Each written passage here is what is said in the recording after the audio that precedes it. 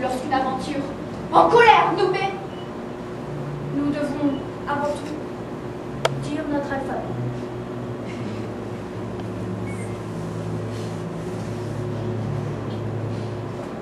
Afin que dans ce temps, la Bible se tempère et qu'on ne fasse rien que l'on ne doit faire. J'ai suivi sa leçon sur le sujet de Agnès et je la fais venir dans ce lieu tout exprès sous prétexte d'y faire un tour de promenade afin que les soupçons de mon esprit malade puissent sur le discours la mettre adroitement et lui sont dans le cœur s'éclaircir doucement. Venez Agnès, rentrez.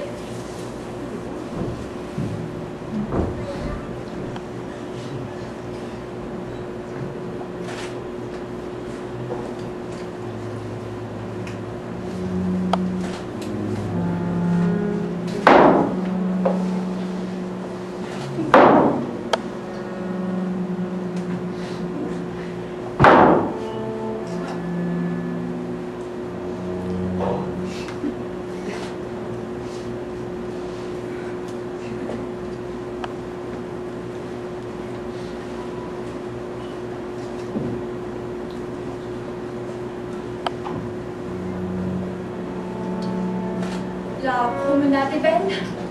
Fort belle. Le beau jour. Fort beau.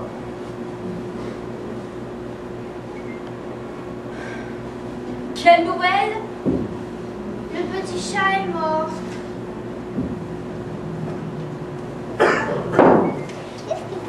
C'est dommage. Mais quoi, nous sommes tous mortels et chacun est pour soi. Lorsque j'étais au champ, n'a-t-il point fait de pluie? Non.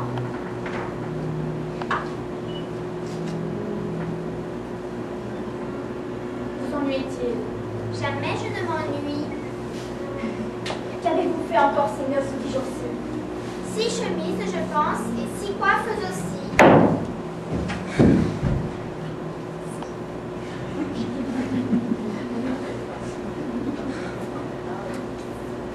Le monde, chère Agnès, est une étrange chose. Voyez la médisance et comme chacun cause. Quelques voisins m'ont dit qu'un jeune homme inconnu était en mon absence à la maison venue, que vous aviez souffert sa vue et ses harangues. Mais je n'ai point pris foi sur ces méchantes-là. Et j'ai voulu gager que c'était faussement. Mon Dieu, ne gâchez pas. Vous perdriez vraiment. Quoi?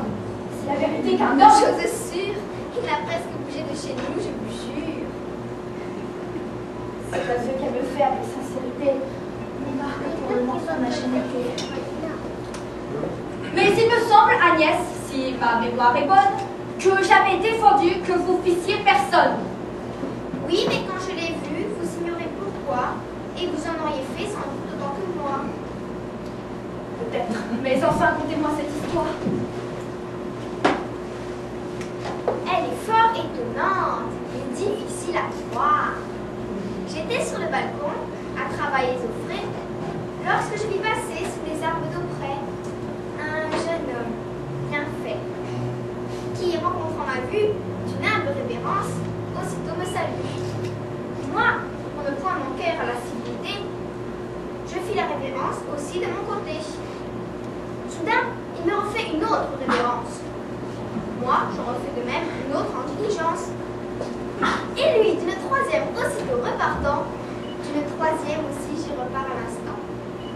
Il passe, vient, repasse, et toujours la plus belle, me fait à chaque fois révérence nouvelle. Et moi qui tous ces tours fixement regardais, nouvelle révérence aussi je lui rendais. Tant que si sur ce point, la nuit me fut venue, toujours comme cela, je me serais tenue, ne voulant point céder, ni recevoir l'ennui qui me pût estimer moins civil que lui. Fort bien. Le lendemain, étant sur notre porte, une vieille m'aborde en parlant de la sorte. Mon enfant, le bon Dieu puisse-t-il vous bénir et dans vos attraits longtemps vous maintenir. Il ne vous a pas fait une belle personne, savoir que vous avez blessé un cœur qui ne s'en plaint est aujourd'hui forcé. Ah, suppôt de Satan, exécrable damné! Moi, j'ai blessé quelqu'un, fis-je tout étonné.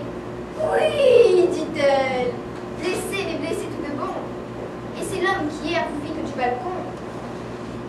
Hélas, qui pourrait, dis-je, en avoir été cause? Sur lui, sans y penser, fis-je choir quelque chose? Non, dit-elle, vos yeux ont fait ce coup fatal. Et c'est de leur regard qu'est venu tout ce mal. Et mon Dieu, ma surprise est, fis-je 100 secondes, les gens ont du mal pour en donner au monde. Oui, dit-elle, vos yeux pour causer le trépas à ma fille ont un venin que vous ne savez pas. En un mot, il ennuie le pauvre misérable. Et s'il faut, poursuivit la vieille charitable, que votre cruauté vous refuse un secours, c'est un homme apporté en terre dans 2 jours.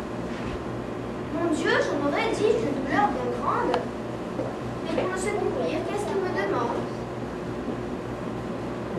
Mon enfant, il ne veut obtenir que le bien de vous voir et vous entretenir. Vos yeux peuvent eux seuls empêcher le mal qu'ils ont fait et en être la médecine. Hélas, volontiers, dis-je, et puisqu'il est ainsi, il peut tant qu'il faudra me venir voir ici. Ah, sorcière maudite, empoisonneuse d'âme, puissance faire payer tes charitables trames! Voilà comme il me vit et reçut guérison. Vous-même, à votre avis, n'ai-je pas eu raison? Et pouvais-je après tout avoir la conscience de le laisser mourir, faute d'une assistance? Moi qui combattis tant aux gens que l'on fait souffrir, et ne puis sans pleurer voir un poulet mourir. Tout cela n'est parti que d'une âme innocente. J'en dois accuser mon absence imprudente. Sans guide à la célébrité de meurtre, expression saillée et rusée séduite. Je crains que le pendard, par ses feux téméraires, un peu plus fort que je, m'ait poussé les affaires. Qu'avez-vous, fourné? Ce me semble un petit. Est-ce que c'est mal fait ce que je vous ai dit? Non, mais de cette vue, apprenez-moi les suites. Et comme le jeune homme a passé ses visites, hélas, si vous saviez comme il était ravi, comme il perdit son mal sitôt que je le vis, le présent qu'il me fit d'une belle cassette, et l'argent qu'ont eu notre Alain et Georgette. Vous l'aimeriez sans doute, et il dirait comme nous. Oui, mais que faisait-il étant seul avec vous? Il jurait qu'il m'aimait d'un amour sans second, et me disait des mots les plus gentils du monde, des choses que jamais rien ne peut égaler, et dont toutes les fois que je l'entends parler, la douceur me chatouille, et là-dedans remue certains je ne sais quoi louche pénible. Oh, fâcheux examen d'un mystère fatal, où l'examinateur souffre seul tout le mal. Outre tous ces discours, toutes ces gentillesses, vous faisait-il point aussi quelques caresses? Autant il me prenait et les mains et les bras, et de me les embrasser, il n'était jamais là. Vous a-t-il point pris Agnès? Quelque autre chose? Il m'a pris Plaît-il? Je n'ose, et vous vous fâcherez peut-être contre moi. Non! C'est fait. Mon Dieu, non! Jurez donc votre foi. Ma foi soit! Il m'a pris. Vous serez en colère. Non! Si. Non, non, non, non! Diantre! Que de mystère! Mais qu'est-ce qu'il faut, ça prie? Il, Oh, je souffre en damné! il m'a pris le ruban que vous m'aviez donné. À vous dire le vrai, je me sens des fois.